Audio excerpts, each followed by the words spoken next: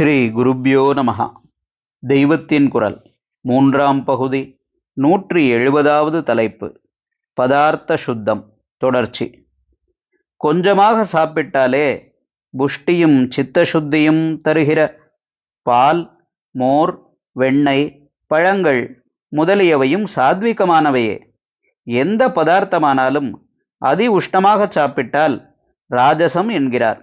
உடம்பிலே படபடப்பு, நரம்பு ஆடிப்போவது, அதேபோல உணர்ச்சியும் ஜாஸ்தியாவது, இதற்கெல்லாம் ரொம்பவும் சூடான ஆகாரம் காரணமாகிறது. அதி உஷ்ணம் ராஜசத்தை அதிகரிக்கிறதென்றால் ஆறி குளிர்ந்தது தாமசத்தை வளர்க்கிறது என்கிறார்.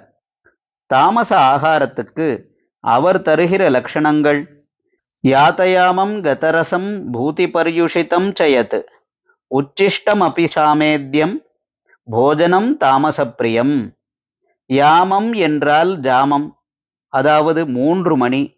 சமைத்து 3 மணிக்கு மேல் ஆன ஆகாரம் யாத்தயாமம், காலம் கடந்தது, அது தாமசம். ஜலம் விடாததானால் இது டேஸ்ட் போய் கதரசம் ஆகிவிடும். காய்ந்து போன பழங்களும் கதரசத்தை சேர்ந்ததுதான். ஜலம் விட்டதானால் பழையது மாதிரி, இட்லி மாவு மாதிரி இது புளித்து போயிருக்கும். இதுதான் பூதி என்று ஸ்லோகத்தில் சொல்லியிருப்பது. ஊசிப்போன வியஞ்சனம், அழுகி போன பழம் எல்லாம் பூதி. தீந்து போனது, சிக்கு பிடித்தது ஆகியனவெல்லாம் பர்யுஷிதம்.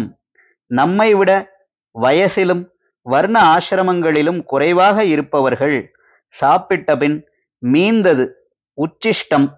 இந்த நாளில் ஃபேஷன் என்று எச்சில் பண்ணி சாப்பிடுவதும் உச்சிஷ்டந்தான். இதெல்லாம் தாமசப்போக்கை உண்டாக்குவதே. உச்சிஷ்டம் அபிசாமேத்யம்.